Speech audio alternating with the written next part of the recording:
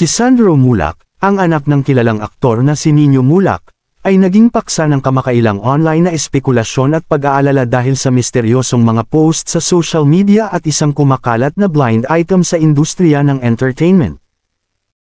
Ang cryptic posts at espekulasyon ng mga kwento sa Instagram ni Sandro, na nagtatampok ng malungkot na mukha ng emoji at isang quote tungkol sa pakiramdam na walang magawa at nagtitiwala sa Diyos, ay nagdulot ng mga alalahanin sa kanyang mga tagasunod. Ang mga post na ito, kasama ng isang blind item na nagpapahiwatig ng isang posibleng pagkakasangkot, ay humantong sa marami na maniwala na si Sandro ay dumaranas ng isang mahirap na panahon. Isa, ang blind item at mga paratang ang blind item, na umiikot sa industriya ng entertainment, ay hindi tahasang pinangalanan si Sandro, ngunit iba't ibang mga pahiwatig ang nagdulot ng haka-haka tungkol sa kanyang potensyal na pagkakasangkot.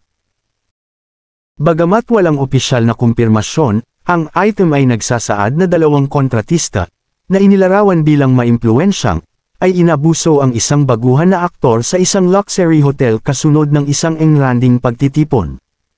Tugon ng GMA Network, ang network kung saan nilagdaan si Sandro, ay naglabas ng opisyal na pahayag na kumikilala sa mga kumakalat na post tungkol sa di umano'y insidente. Gayunpaman, sinabi nila na hindi sila makakagawa ng aksyon ng walang formal na reklamo mula sa mga sangkot. Nangako sila na magsasagawa ng masinsinan at walang kinikilingan na investigasyon kung magsasampa ng formal na reklamo. Ang naunang relasyon ni Sandro sa kanyang ama, ang mga nakaraang karanasan ni Sandro ay nagdagdag ng isa pang layer sa sitwasyon. Noong 2021, ibinunyag niya na halos 3 taon siyang hiwalay sa kanyang ama, kasama ang kanyang ina na si Edith Millare, na nagpapanatili sa kanya sa Iloilo.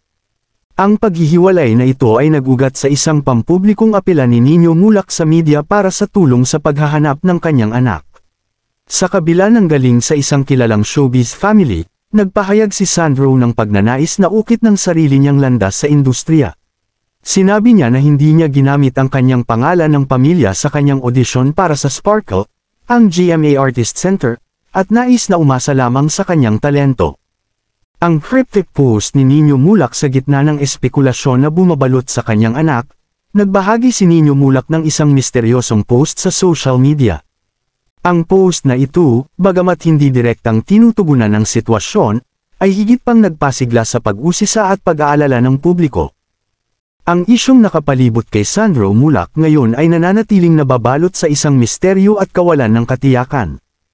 Habang ang blind item at cryptic post ay nagdulot ng malawakang haka-haka, walang opisyal na kumpirmasyon o formal na reklamo ang naihain.